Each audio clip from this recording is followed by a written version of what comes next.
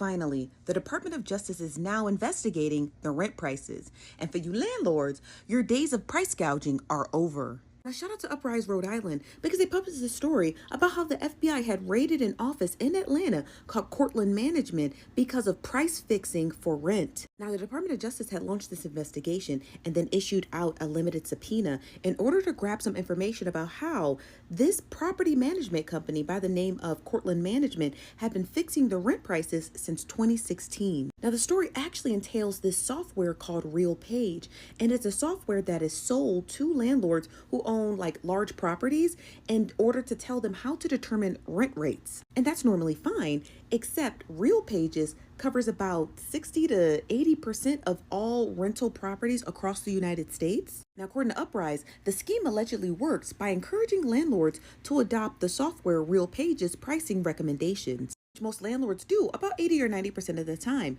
This coordinated effort amongst landlords to follow the software's suggested drive up rental prices by reducing the availability of units. The goal is to prevent landlords from undervaluing their properties, thereby ensuring higher rents nationwide. So let me break the scheme down to you. So say a landlord has 100 units and the price is fixed at $1,200 a month per unit. Let's just say they're all 2-bedroom units. Now, the landlord goes and gets that RealPages software and it says increase the rent to $1,500 and then make only 20 of those units available, even though the landlord would still have 80 more units to rent. So now me, the consumer, is going to the landlord's property management website and I'm seeing these apartments that are nice, but they're not available.